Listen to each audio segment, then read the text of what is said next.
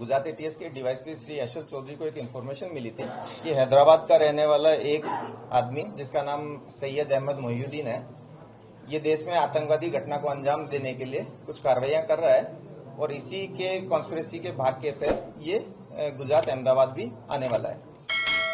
इस इन्फॉर्मेशन को सीनियर अधिकारियों के साथ शेयर किया गया, काफी टीम्स बनाई गई, टेक्निकल एनालिसिस किया गया, इसके ह्यूमन इंटेलिजेंस को भी डेवलप किया गया और जाना गया कि ये आदमी जो है इसकी मूवमेंट अहमदाबाद में ही लोकेट हो रही है। जो अलग अलग टीमें बनाई गई थी उनमें से इस आरोपी को अडालज के पास जो टोल नाका है इस पे वॉच रखी गई क्योंकि इसका मूवमेंट उस साइड में आ रहा था। वॉच के आधार पर एक आंध्र प्रदेश नंबर की एक गाड़ी वहां से गुजरती हुई मिली, उसको रोका गया, चेक किया गया तो इसमें जो इन्फॉर्मेशन वाला आदमी है सैयद अहमद मोहिउद्दीन, ये हमें मिल गया।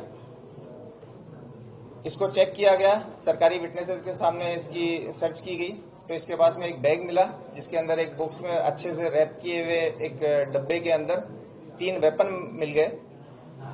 ये 2 ग्लॉक थी, साथ में एक बेरेटा पिस्टल है और साथ में 30 राउंड है। इसके साथ साथ एक प्लास्टिक के डब्बे के अंदर लगभग 4 किलो कैस्टर ऑयल भी मिला। इस सैयद अहमद मोहिउद्दीन को एटीएस ऑफिस ला करके डिटेल्ड इंट्रोगेशन किया गया।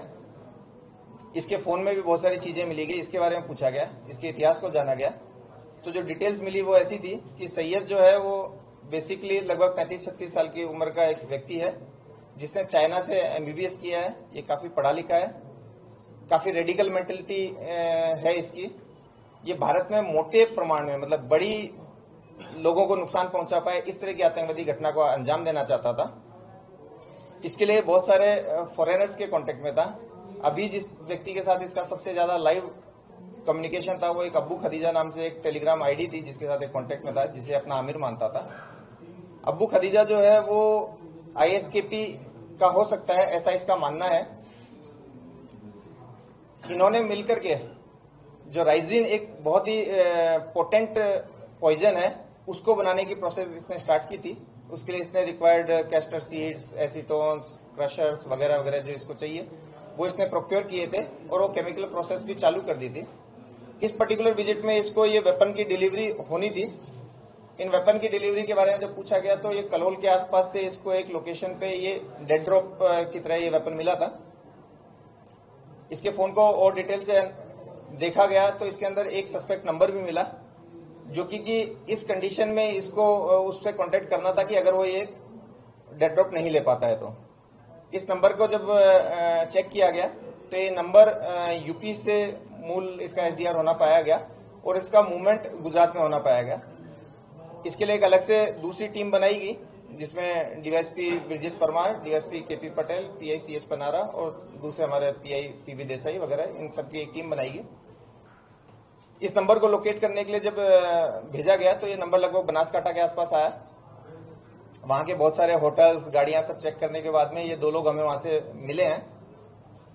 ये जो दोनों लोग हैं ये लखीमपुर और शामली के हैं। इन दोनों के नाम आजाद सुलेमान शेख और मोहम्मद सुहेल मोहम्मद सलीम खान है। ये दोनों दीनी पढ़ाई किए हुए हैं, काफी रेडिकल हैं। ये भी बहुत सारी फॉरेन एंटिटीज के कांटेक्ट में हैं।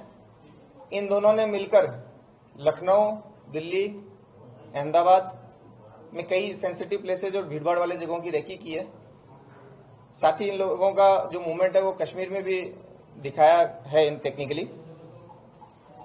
इन लोगों ने ये जो डिलीवरी है, जो वेपन्स की डिलीवरी है, वो हनुमानगढ़ राजस्थान जो कि एक भारत पाकिस्तान बॉर्डर का जिला है, वहां से ये डिलीवरी ली है और डिलीवरी लेकर के ये कलोल में इस डिलीवरी को ड्रॉप करके इन्होंने अपना जो उस जगह के जो फोटो, वीडियो और लोकेशंस है वो अपने फॉरेनर हैंडलर को भेजे थे, जिसके आधार पे सैयद ने इसकी आगे डिलीवरी ली थी।